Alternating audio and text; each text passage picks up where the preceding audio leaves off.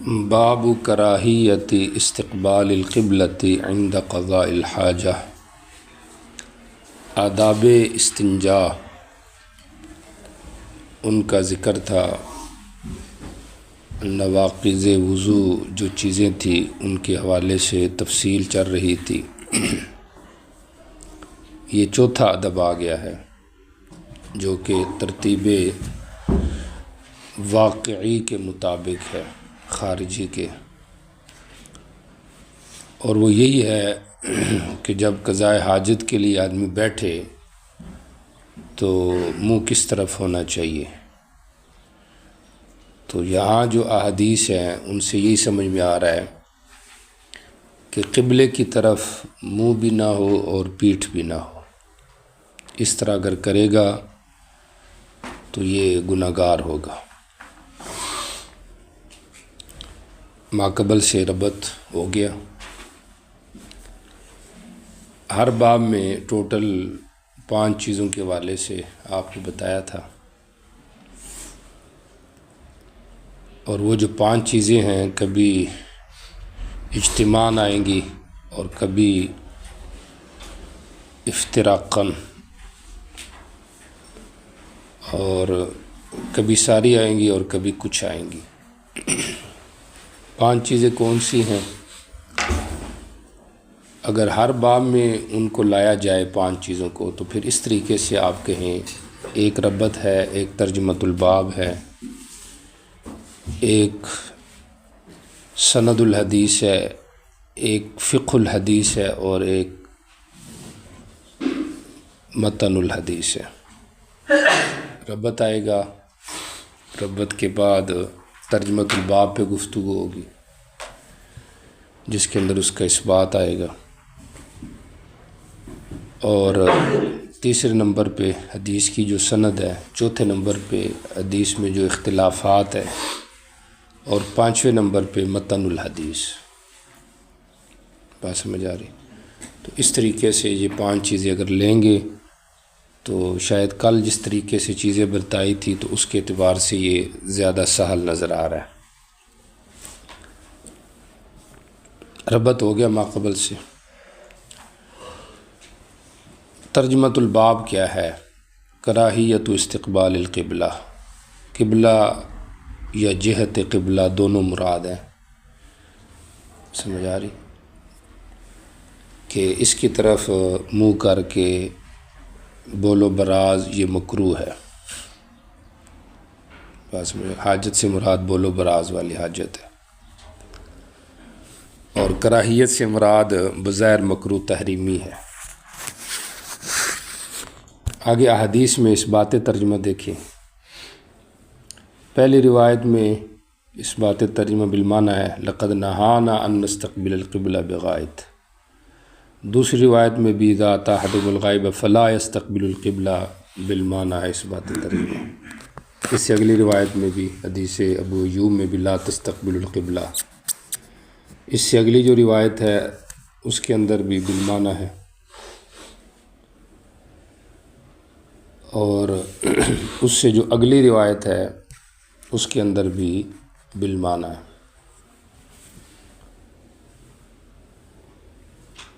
اگلا جو باب ہے باب الرخصۃ فی ذالک۔ چلے ادھر آئیں گے تو پھر اس پہ گفتگو کریں گے۔ اچھا، تو بہرحال ساری روایات کے اندر جو اس بات ترجمہ ہے وہ بالمعنی ہے۔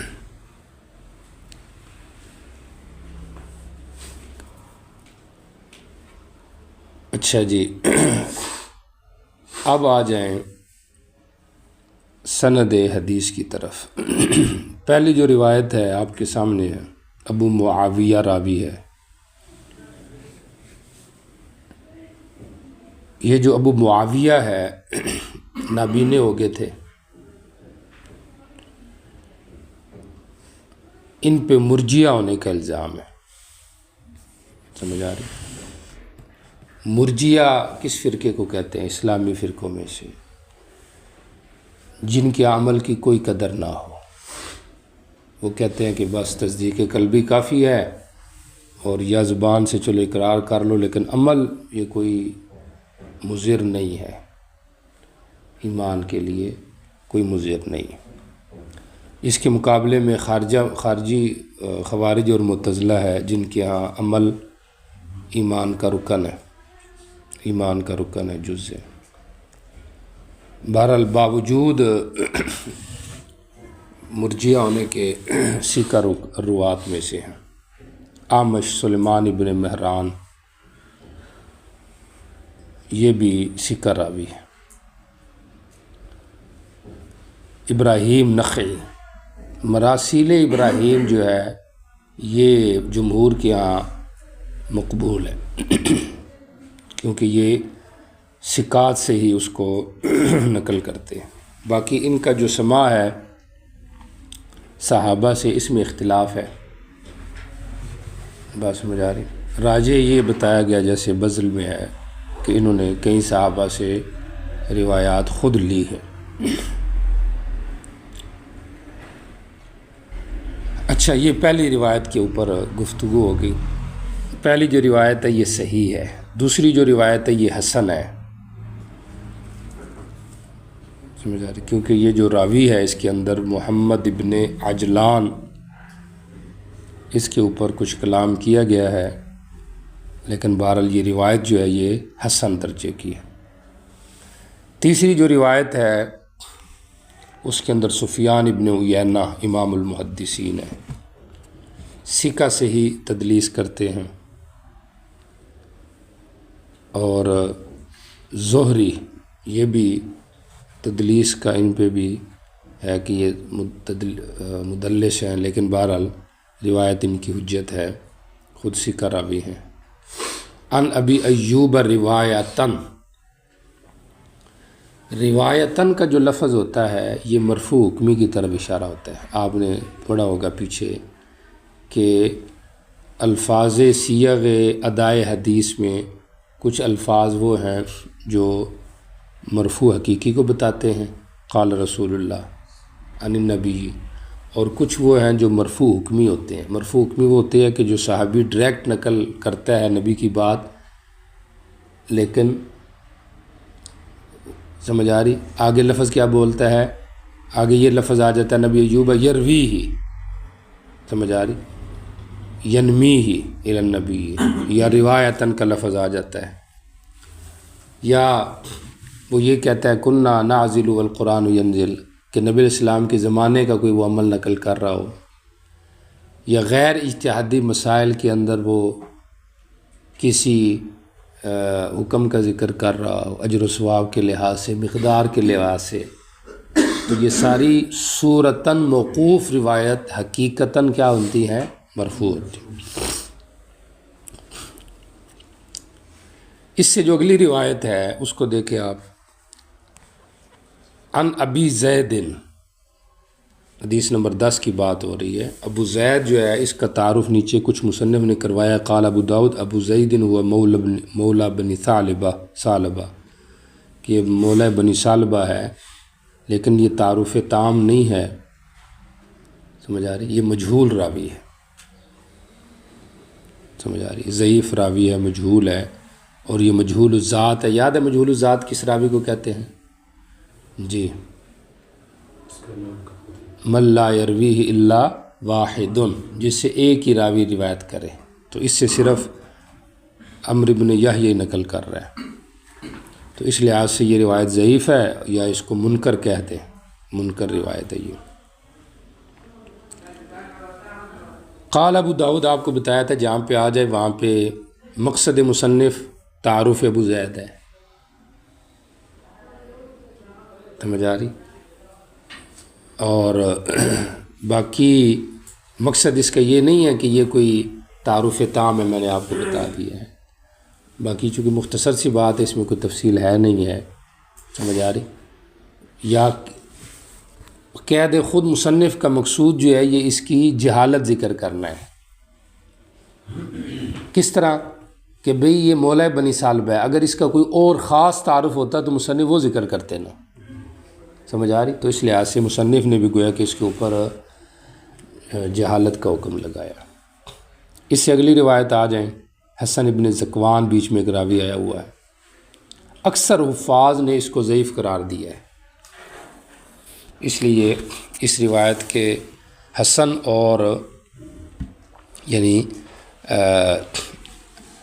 حسن تو ہے ہی ہوگی، لیکن کیا کہتے ہیں اس کو، نہیں، یہ جو روایت ہے حسن ابن ذکوان کی وجہ سے بہت سارے نے اس کو ضعیف قرار دیا ہے اور بہت سارے نے اس کی تحسین کی ہے، یہ اختلاف ہے، سمجھ آ رہی؟ ابن قیم نے تہذیب السنن کے اندر اس روایت کو ضعیف قرار دیا ہے حسن ابن ذکوان کی وجہ سے، اور ترمذی وغیرہ نے اس کی تحسین کی ہے۔ حسن ابن ذکوان پہ الزام ہے قدریہ ہونے کا۔ قدریہ سمجھ تو کس کو کہتے ہیں؟ جو منکر تقدیر ہے، جو کہتے ہیں انسان خود اپنے افعال کا خالق ہے۔ وہ گل سمجھ آ رہی ہے؟ کافر نہیں ہے، حالانکہ خالق تو اللہ کی ذات ہے، لیکن مؤول ہیں، فرقہ اسلامیہ میں سے ہیں، احادیث میں ایسے روات موجود ہیں۔ اچھا جی، یہ تو ہوگی سند کے حوالے سے گفتگو۔ اب آ جائے فقہ الحدیث میں، جو عنوان چاہ رہا ہے اس کو ذرا دیکھیں، پھر اس کے بعد آتے ہیں متن حدیث کی طرف۔ عنوان یہ چل رہا ہے، مسئلہ یہ چل رہا ہے کہ قبلے کی طرف منہ کر کے بولو براز، سمجھ آ رہی؟ اس کا کیا حکم ہے؟ ما هو الحکم؟ ففی اربعۃ مذاہب مشہورہ، 4 اس میں مشہور مذاہب ہیں۔ کتنے مذاہب ہیں؟ 4۔ پہلا مذہب اس میں یہ ہے کہ مطلقاً جائز ہے، ٹھیک ہو گیا، مطلقاً جائز ہے، نہیں کی روایت کہتے ہیں ساری منسوخ ہو گئی ہے۔ ان کی دلیل آگے حضرت جابر کی جو روایت ہے باب رخصت میں، سمجھ آ رہی، وہ ہو سکتی ہے۔ 1 سال پہلے میں نے دیکھا، کہتے ہیں یستقبل، و استقبال کر رہے تھے۔ دوسرا قول یہ ہے کہ مطلقاً منع ہے، اور یہ مذہب ہے حنفیہ اور ظاہریہ وغیرہ کا۔ ان حضرات کی دلیل پہلے باب کی ساری روایات ہیں، بات سمجھ آ رہی؟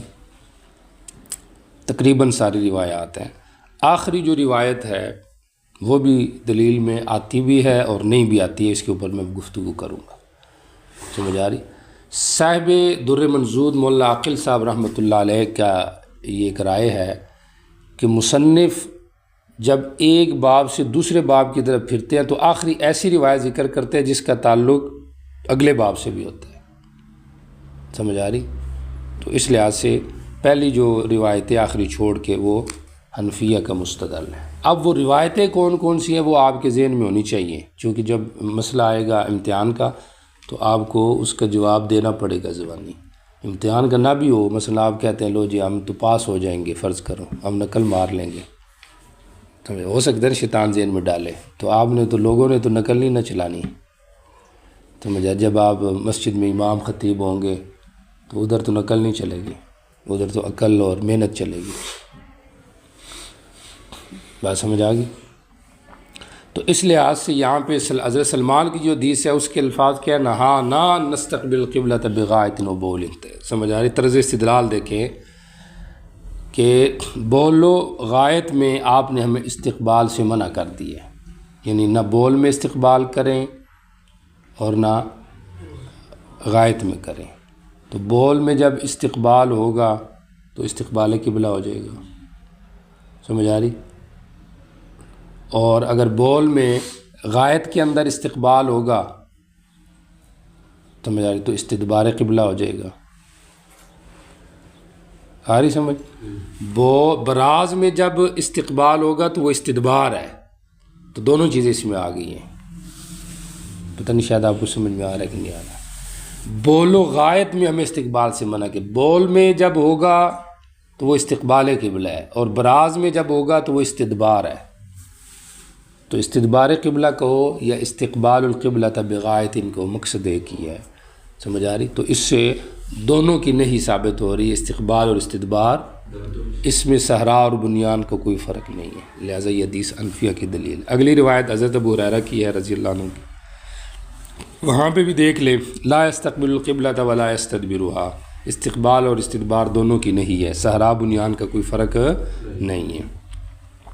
اس سے اگلی روایت حدیث ابو ایوب ہے، وہاں پہ دیکھ لیدا آتیتم الغائط فلا تستقبلوا القبلۃ بغائط ولا بول، سمجھ آ رہی؟ ولیکن شرقوا غربوا، تو یہ بھی مسئلہ ہو گیا انفیہ کا استدلال۔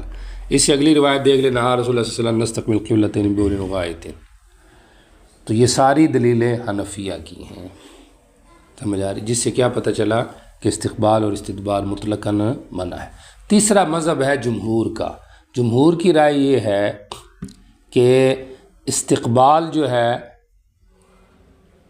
استقبال جمہور کی جو رائے ہے وہ یہ ہے کہ صحرا اور بنیان کا فرق ہے، کہ صحرا میں مطلقاً جائز ہے، مطلقاً منع ہے، اور اس بنیان میں مطلقاً جائز ہے۔ صحرا میں منع ہے اور آبادی میں کیا ہے؟ جائز ہے۔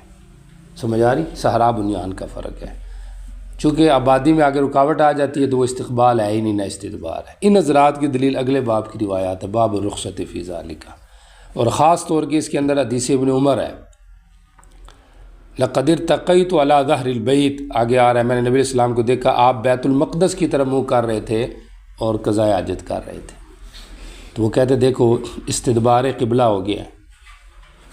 توجہ کریں، استدبار قبلہ آبادی میں کیا ہے، اور چونکہ استدبار اور استقبال ایک ہی حکم رکھتا ہے، تو جب استدبار ثابت ہو گیا تو استقبال بھی ثابت ہو گیا۔ بات سمجھ آ گئی؟ دونوں چیزیں کیا ہو گئی؟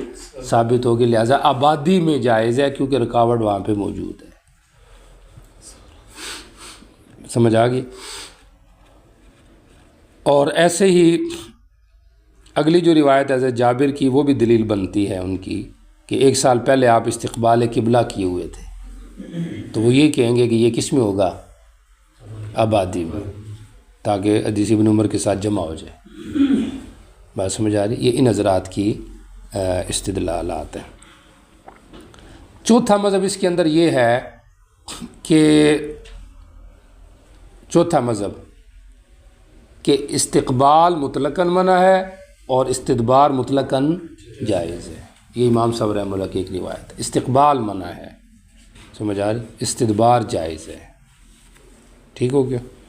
بہرحال تو اس کی ایک عقلی علت یہی ہو سکتی ہے، مثلا ایک تو روایات میں یاد ہے، یعنی ایک جو جمع بین روایات ان کی دلیل ہوگی، ابھی فی الحال ہم دلیلوں کی طرف نہیں آ رہے، عقلی اس میں یہ حکمت ہوگی کہ استدبار میں یہ ہوتا ہے نا کہ جو براز ہے وہ نیچے کی طرف جاتا ہے، یاد ہے ابراہیم نخعی نے کیا کہا تھا؟ احمد اللہ فإن الحمد، سمجھ آ رہی؟ یسعد، سمجھ آ رہی؟ حمد جو ہے نا وہ اوپر جاتی ہے، لا ینزل وہ نیچے نہیں اترتی، لا ینزل۔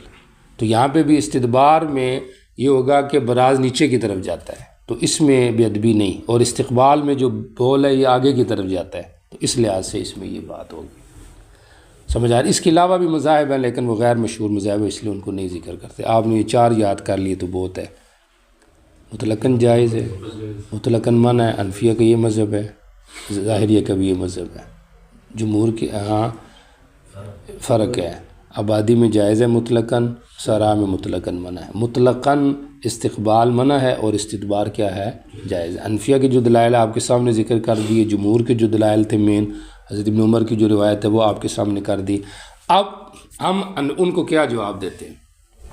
پہلا جواب ہماری طرف سے ان کی روایات کا یہ ہے کہ ہماری جو روایات ہے قولی ہے، آپ کی فعلی ہے، اور قاعدہ یہ ہے کہ قول و فعل میں قول کو ترجیح ہوتی ہے فعل پر۔ حدیث ابن عمر بھی فعلی ہے، حدیث ابو ایوب بھی فعلی ہے، ٹھیک ہو گیا؟ حدیث جابر بھی فعلی ہے، سمجھ آ رہی؟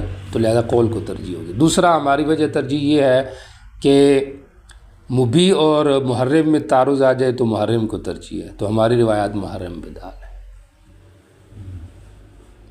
بات سمجھ آ گئی؟ اور تیسرا ہماری طرف سے جواب ان کو یہ دیا جاتا ہے کہ عمومیت الدعویٰ و خصوص الدلیل، دعویٰ آپ کا عام ہے اور دلیل خاص پیش کر رہے ہیں، تو دلیل تام نہیں ہے، سمجھ آ رہی؟ دعویٰ آپ کا استقبال اور استدبار دونوں کے جواز کا ہے بنیان میں، اور دلیل ابن عمر کی پیش کر ہے جس میں صرف استدبار کا جواز ثابت ہوتا ہے۔ آ رہی سمجھ؟ ہاں۔ چوتھا جواب کہ فہم راوی غیر پہ حجت نہیں۔ قاعدہ یہ ہے کہ راوی کا فہم اور تفسیر دوسرے پہ حجت نہیں۔ حدیث ابن عمر میں فہم راوی ہو سکتا ہے، سمجھ آ رہی؟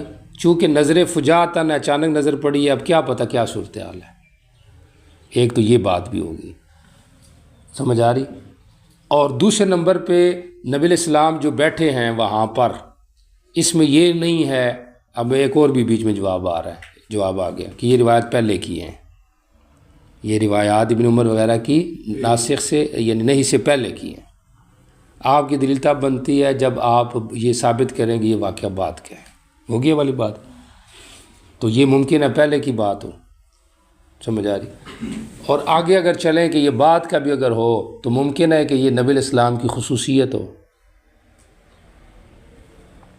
سمجھا، کہ آپ کے لیے صورت جائز ہو، اوروں کے لیے جائز نہ ہو، سمجھ، کیونکہ اگر اوروں کے لیے جائز ہوتی تو آپ واضح کرتے، بلکہ آپ تو منع کر رہے ہیں۔ اور اگلا اس میں احتمال یہ بھی ہے کہ آپ نے عین کعبہ کی طرف نہ استدبار کیا ہو اس سے، بلکہ آپ ہٹے ہوئے ہوں اور آپ کے لیے یہ صورت جائز ہو، یعنی ہمارے لیے تو عین اور جہت دونوں کی ممانت ہے، آپ کے لیے عین کی ممانت اور جہت کی ممانت نہ ہو۔ بات سمجھ آ رہی کہ نہیں آ رہی؟ تو اس لحاظ سے یہ ساری باتیں دیکھا جائے، اور مزید جو بات کی ہے کہ فہم راوی حجت نہیں۔ اب دیکھیں نا، حدیث میں تو کیا آ رہا ہے، حضرت ابن عمر کہہ رہے ہیں کہ جب اوٹ ہو تو پھر کوئی حرج نہیں۔ اب یہ ان کا اپنا فہم ہو سکتا ہے، سمجھ آیا، ہو سکتا ہے نبی کی تخصیص ہو، تو یہ حکم کو عام کر رہے ہیں کہ جب اوٹ ہو تو کسی کے لیے بھی کوئی حرج نہیں ہے، تو اس لحاظ سے یہ جو روایت ہے ہمارے خلاف نہیں ہے۔ میں نے بیچ میں کہیں 2-3 جواب دے دیے، تخصیص ہو سکتی ہے آپ کے لیے، سمجھ آ رہی ہے، اور پھر یہ نہیں سے پہلے کا واقعہ ہو سکتا ہے، اور مزید یہ ہے کہ جی وہ نہ ہو، سمجھ آ رہی، اور پھر یہ جو ان کا آگے سے اپنی استدلال ہے کہ یہ حکم عام ہے، تو یہ ان کا ہمارے خلاف کوئی حجت نہیں ہے۔ اور مزید ایک جواب پہلے دے آیا ہوں کہ حسن ابن ذکوان کی وجہ سے ابن قیم نے اس روایت کو ضعیف قرار دیا، تو لہذا وہ جو پچھلی روایت ہے وہ تو ضعیف ہے۔ آ رہی کہ نہیں سمجھ آ رہی؟ اچھا جی، اور حدیث جابر پیچھے رہ گئی، یاد ہے حدیث جابر، سمجھ آ رہی؟ حدیث جابر کے اندر بھی جناب یہ بھی روایت ضعیف ہے۔ کیا ہے؟ ضعیف ہے۔ محمد بن اسحاق کی جرح تعدیل میں اختلاف ہے، امام مالک نے تو اس کو یاد ہے دجال من الدجاجلہ قرار دیا ہے، لیکن بہت سارے محدثین نے ان کی تصحیح بھی کی ہے، سمجھ آ رہی؟ بہرحال یہ مثلاً متکلم فی راوی ہیں، اور ایسے ہی اس کے اندر ابان ابن صالح، ان پر بھی کچھ نہ کچھ کلام ہے۔ بہرحال یہ ہے کہ یہ روایت بھی ضعیف بتائی گئی، تو ایک تو یہ ہو گیا کہ یہ ضعیف ہے، سمجھ آ رہی، اور دوسرے نمبر پہ یہ روایت تو خود کس کے خلاف ہوگی؟ جمہور کے خلاف۔ کیوں؟ اس کے اندر تو کیا ہے، آبادی اور صحرا کی تو قید ہی کوئی نہیں ہے، کوئی قید نہیں آ رہی کہ نہیں سمجھ آ رہی؟ تو اس لحاظ سے یہ ائمہ اربعہ کے استدلال سے خارج روایت ہے، اور جن کی یہ دلیل بن سکتی ہے، فرائیت قبل ان یقبض بعام یستقبلها، سمجھ آ رہی، کہ 1 سال پہلے دیکھا کہ وہ استقبال کر رہے تھے،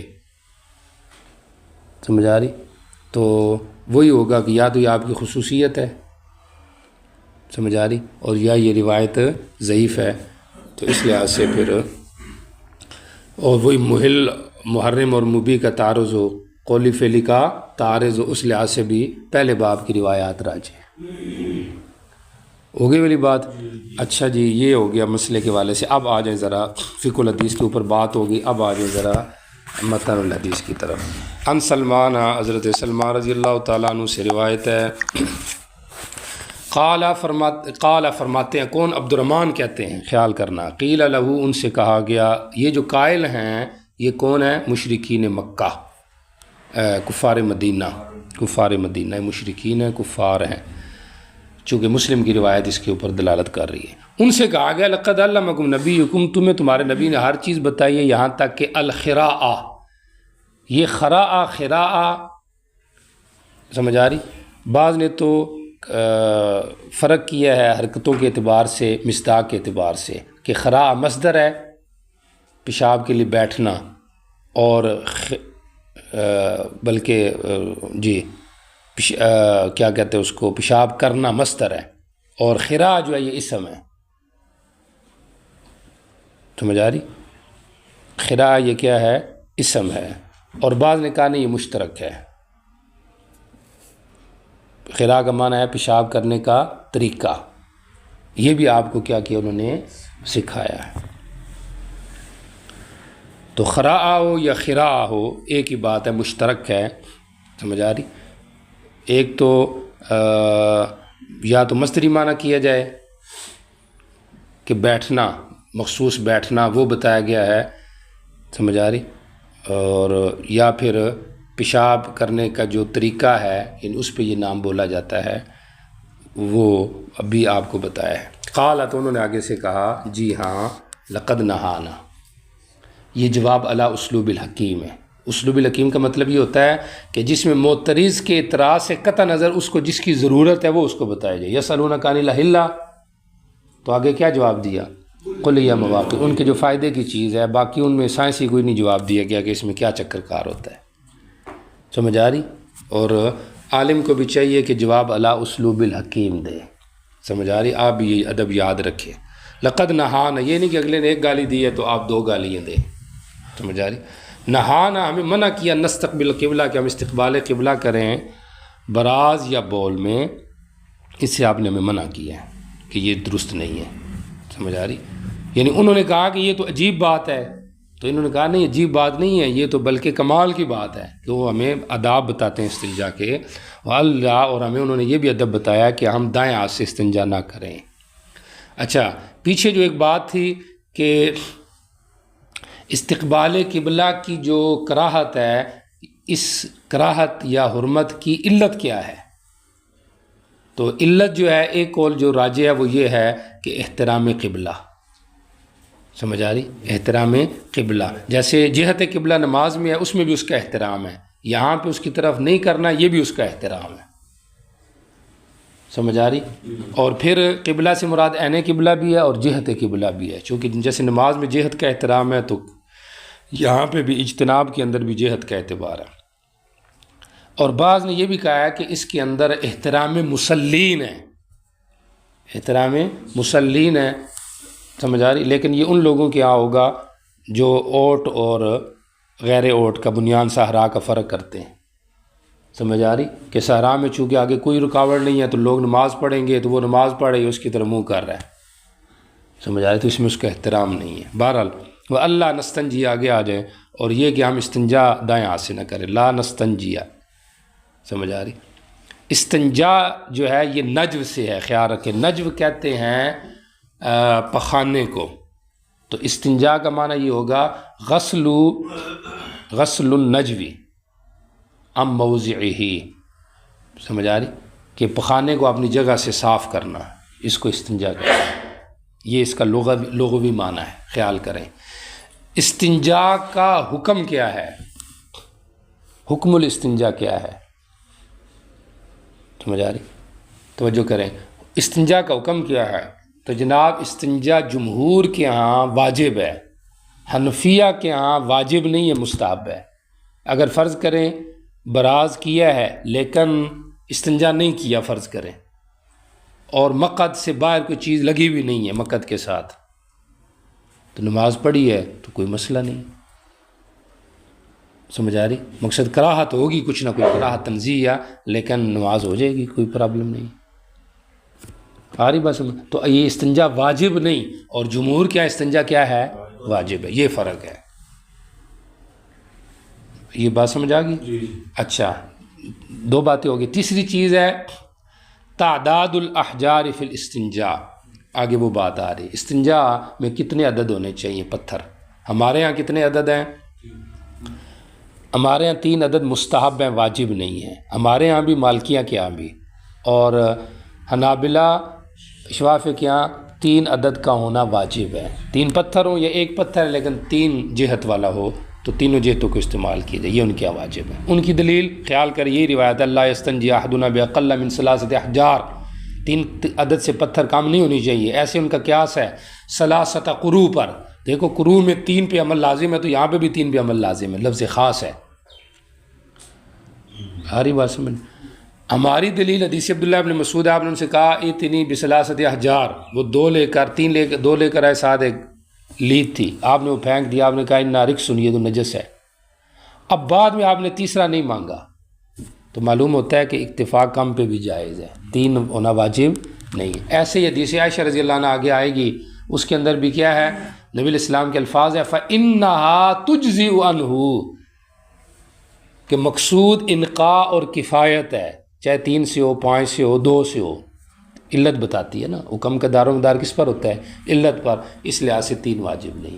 اور ایسی ایک ہمارا قیاس ہے کہ جس آدمی نے خوشبو لگائی تھی نا محرم آدمی نے، تو آپ نے کہا یہ کپڑے اپنے سے اتار اور اس کو 3 دفعہ دو، وہاں بھی امام نووی کہتے ہیں کہ 3 دفعہ واجب نہیں ہے، مقصد اس کا ازالہ ہے۔ تو جیسے وہاں پہ مقصد ازالہ ہے، 3 پہ عمل لازم نہیں، تو یہاں پہ بھی لازم نہیں۔ سمجھ آ رہی؟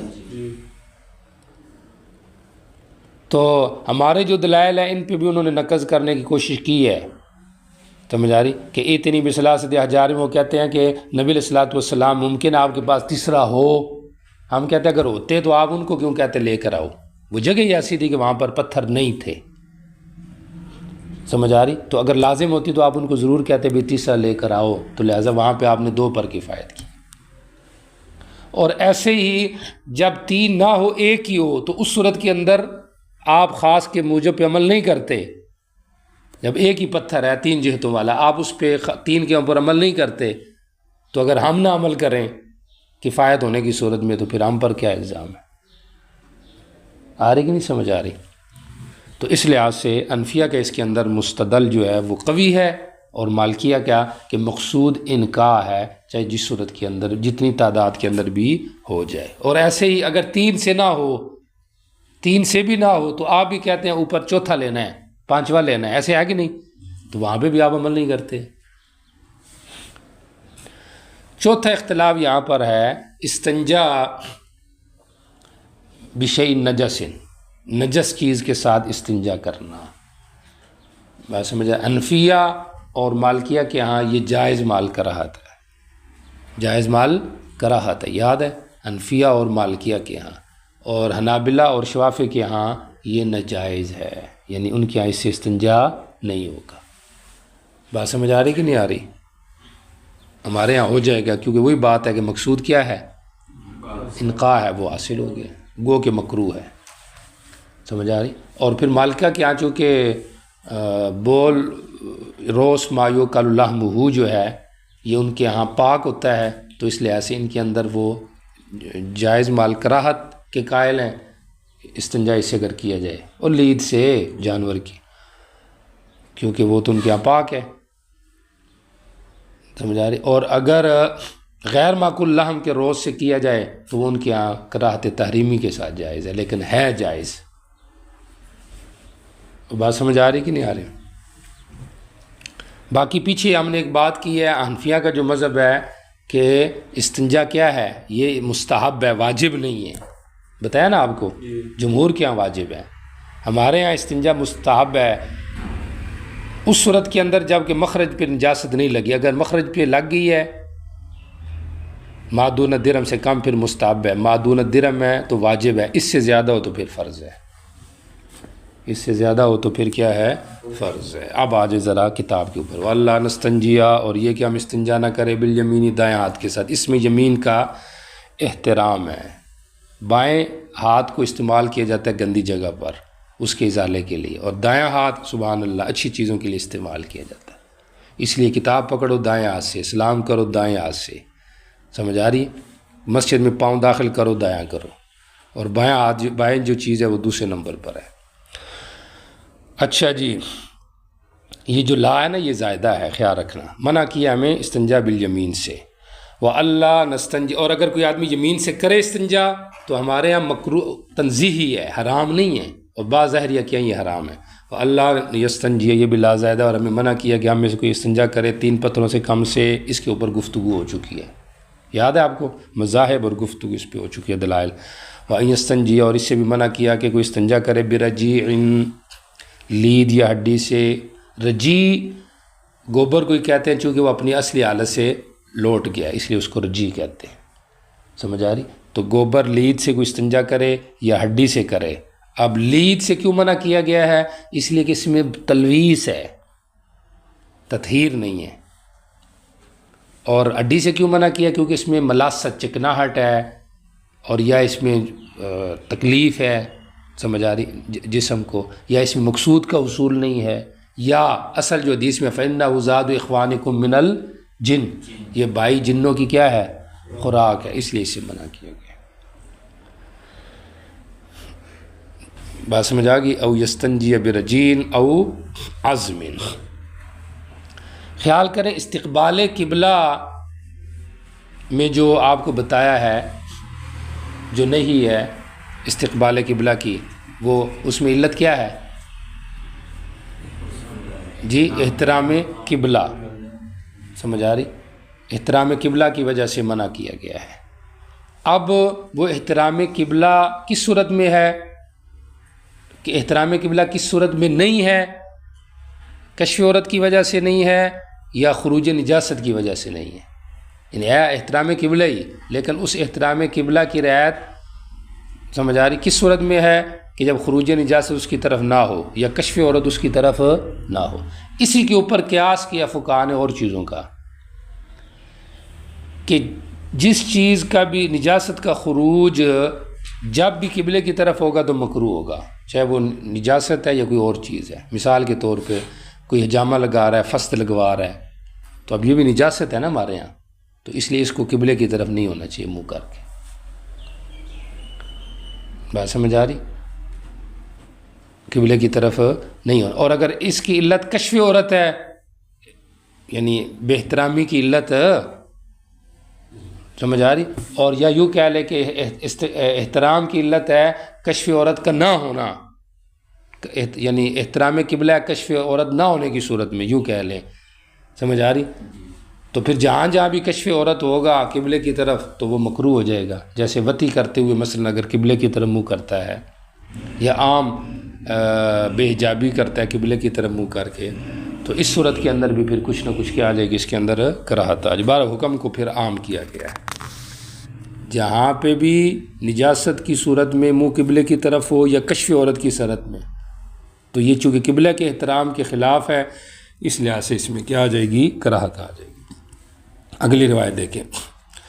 ان ابی ہریرہ، حضرت ابو ہریرہ رضی اللہ تعالیٰ سے روایت ہے، فرماتے ہیں نبی علیہ السلام نے فرمایا انما انا لکم، بے شک میں تمہارے لیے بمنزل والد کے ہوں.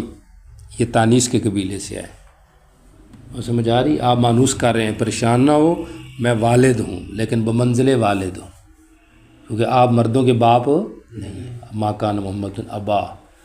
اب سمجھ آ رہی، سورہ احزاب میں جو کہا گیا نبی اولیٰ بالمؤمنین، وہاں پہ ایک روایت میں آتا ہے وہو اب لکم، کہ نبی تمہارا باپ ہے. وہ ایک روایت مشہور لیکن غیر متواتر غیر مشہور جو روایت ہے، غیر مکروہ جو روایت ہے، اس میں کیا ہے؟ وہو، تو وہ ابوت روحانی مراد ہے. یہاں پہ بھی یہی ہے.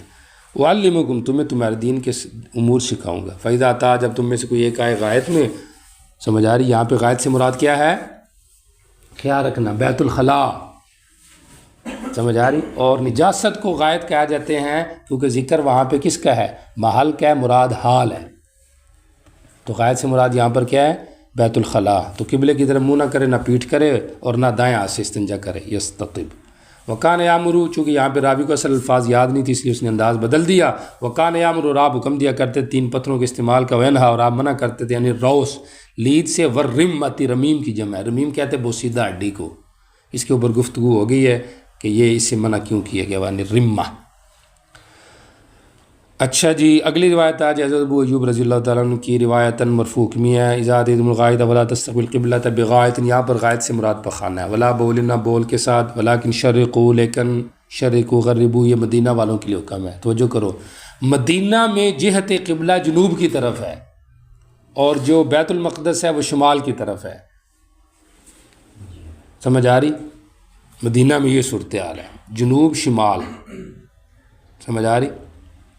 اور یہ آ گئی آپ کی مشرق اور یہ آ گئی آپ کی مغرب، سمجھ آ رہی؟ مشرق کی طرف منہ کریں تو مشرق مغرب، بلکہ کیا کہتے ہیں اس کو، مشرق اس طرف آ گئی نا، سمجھ آ رہی؟ روضہ رسول کی طرف آ گیا مشرق، اس طرح منہ کریں گے تو مشرق مغرب اور شمال اور جنوب،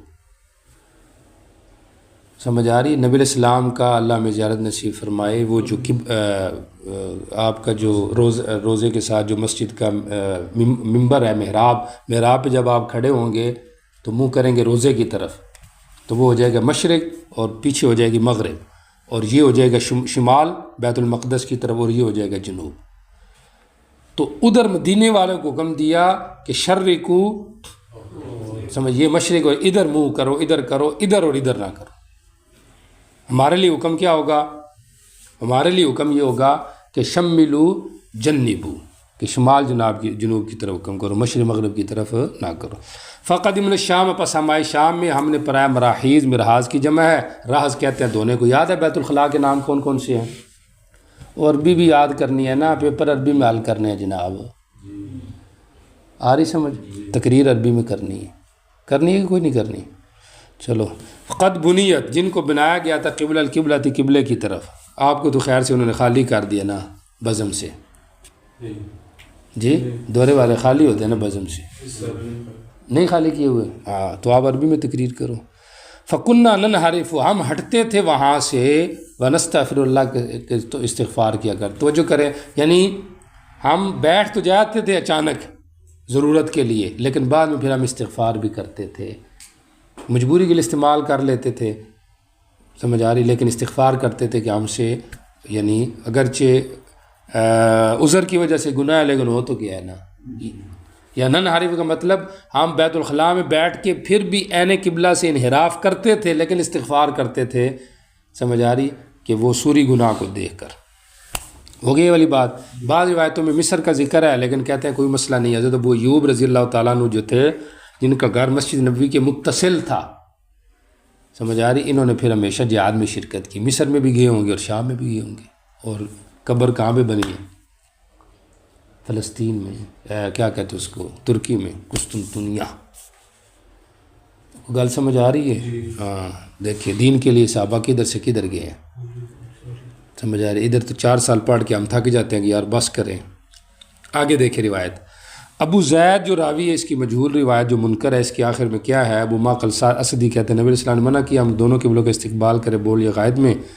یہ بھی وہی روایت پیچھے ہوگی اس کے اوپر بات۔ اگلی روایت دیکھیں، رأیت ابن عمر، میں نے زید بن عمر کو دیکھا، ناخ راحلۃ، اپنی اونٹنی بٹھائی، مستقبل القبلہ، قبلے کی طرف منہ کر کے، ثم جلس، پھر بیٹھ گئے، یبول الیہ، اس کی طرف پیشاب کرنے لگے۔ میں نے کہا یا ابا عبد الرحمن، اے ابو عبد الرحمن، الیس قد نہی عن ھذا، اس سے نہیں منع کیا گیا؟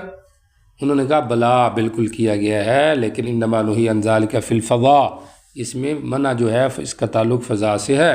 فاذا کان بینک وبین القبلۃ شیء، جب تیرے اور قبلہ کے درمیان کوئی چیز ہو، یسترک، جو تجھے اس سے روک دے، اس کی طرف منہ کرنے سے، فلا باس، اب کوئی منع۔ یہ کن کی دلیل ہے؟ اس دلیل کے کیا جوابات ہیں؟ سمجھا؟ ٹوٹل میں نے آپ کو بتایا، دہرانے کی ضرورت تو نہیں ہے نا۔ باب الرخصۃ فی ذالک، یہ جو ذالک ہے اس کا اشارہ ہے استقبال قبلہ کی طرف۔ کس کی طرف ہے؟ آگے جو روایت آ رہی ہے اس کا ترجمۃ الباب سے تعلق نہیں ہے، سمجھ آ رہی؟ کیونکہ اس کے اندر استدبار قبلہ کا ذکر ہے اور عنوان میں استقبال قبلہ کا ذکر ہے، توجہ ہے؟ تو اس لحاظ سے اب کیا کریں؟ تو صاحب دور منضود نے تو یہاں پہ قیاس سے کام لیا ہے۔ وہ کہتے ہیں چونکہ استقبال اور استدبار حکم میں ایک کے ہیں، سمجھ آ رہی؟ تو جب استدبار جائز ثابت ہو گیا قبلے کا، تو استقبال اس پہ قیاس کر کے وہ بھی ثابت ہو جائے گا۔ اس صورت میں پہلے حدیث کا اس بات ترجمہ کے ساتھ یہ مقایستاً ہے، کو گل سمجھ آ رہی ہے؟ لیکن اگر اس کی اور وضاحت کی جائے جو میں آپ کو پیچھے کچھ بتایا ہوں، تو پھر اس میں اس بات ترجمہ مقایستاً کی ضرورت نہیں ہے۔ استدبال قبلہ میں نے آپ کو بتایا تھا، بقائتن ہو تو استدبار ہے، ببول ہو تو استقبال ہے، تو پچھلے عنوان میں استقبال اور استدبار دونوں آئے ہوئے ہیں، تو رخصت فی ذالک کا جب ہم نے کہا کہ اس استقبال میں، تو اس کے اندر استدبار بھی آیا ہوا ہے، اس لیے یہاں پہ پہلی حدیث کا جو اس بات ہے اس کو مقایستاً کہنے کی کوئی ضرورت نہیں ہے۔ کوئی گل سمجھ آ گئی؟ میں نے آپ کو اتنی کام کی بات بتائی ہے۔ ابو بکر ہے توجہ؟ ہاں دیکھیں ذرا، اب پہلی روایت دیکھیں۔ حضرت ابن عمر رضی اللہ تعالیٰ عنہ کی روایت ہے، فرماتے ہیں میں چڑھ گیا بیت حفصہ پر رضی اللہ تعالیٰ، اللہ ظاہر البیت ہے، بعض جگہ میں آتا ہے لا بیت حفصہ ہے، بعض میں آتا ہے لا بیت لنا، ساری نسبتیں ٹھیک ہیں چونکہ یہ اپنی بہن کے گھر میں اکثر رہا کرتے تھے، چھوٹے تھے نا، سمجھ آ رہی؟ احد کی جب جنگ ہوئی ہے غالباً اس کے اندر ان کی عمر 14 سال کی تھی، سمجھ آ رہی؟ تو آپ کی جو نبوت ہے اس کے بعد یہ پیدا ہوئے ہیں، تو ساری نسبتیں ٹھیک ہے۔ فرائی تو رسول اللہ، اور پھر یہ حضرت حفصہ کے وارث بھی بنے ہیں۔ میں نے نبی علیہ السلام کو دیکھا ہے اللہ بنا تینی 2 اینٹوں پر مستقبل بیت المقدس کی طرف کا منہ تل حاجتی ہی، اپنی حاجت کے لیے۔ توجہ کرے، بیت المقدس کی طرف جو استدبار کی جو نہیں ہے وہ کیوں ہے؟ ایک اس لیے کہ وہ ہمارا پہلے قبلہ تھا، تو اس لیے اس کا بھی احترام ہے۔ اور جیسے انسانی اعضاء کٹ جائیں تو احترام ہے کہ نہیں؟ اگرچہ وہ نہیں ہے لیکن پھر بھی ان کو سائڈ پہ پھینکنا ہے، وہ آ رہی سمجھ؟ کیونکہ ان کا کبھی تو نسبت تھی نہ اچھی چیز کے ساتھ۔ اور یا یہ ہے کہ استدبار قبلہ، استقبال بیت المقدس کس کو مستلزم ہے؟ استدبار قبلہ کعبہ کو، تو اس لحاظ سے یہ منع ہے۔ وہ ایک دوسرے کو لازم ملزوم ہے نا جی،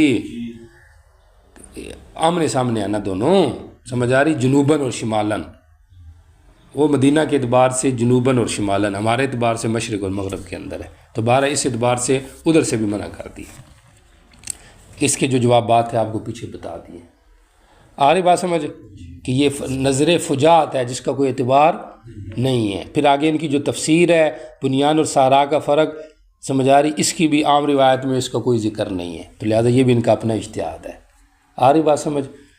اور یا یہ ہے کہ یہ نہیں سے پہلے کا واقعہ ہے۔ اگلی روایت دیکھیں، حضرت جابر بن عبداللہ رضی اللہ عنہ کی روایت ہے، قال فرماتے ہیں نہا نبی اللہ، نبی علیہ السلام نے منع کیا نستقبل قبلہ، کہ ہم استقبال قبلہ کریں، ببول، پیشاب میں، فرائیتوا، پھر میں نے دیکھا آپ کو، قبل ان یقبضہ، پہلے اس کے کہ آپ فوت ہوں، ایک سال پہلے آپ کو دیکھا، یستقبلوہا، کہ آپ استقبال کیے ہوئے تھے قبلہ کا، آ رہی کہ نہیں سمجھ آ رہی؟ قبلہ کا استقبال کیے ہوئے تھے، تو بہرحال یہ وہی بات ہے، روایت ضعیف ہے محمد بن اسحاق کی وجہ سے، یا یہ ہے کہ فعلی ہے، ہماری قولی ہیں، سمجھ آ رہی؟ اور تیسرا اس کے اندر کیا جواب ہے کہ بھئی یہ تو عام مشہور مذاہب سے ہٹ کر ہے، کیونکہ وہاں پر تو پھر بنیان صحرا کا فرق ہے، اس میں تو مطلقاً جواز ثابت ہوتا ہے، جس کے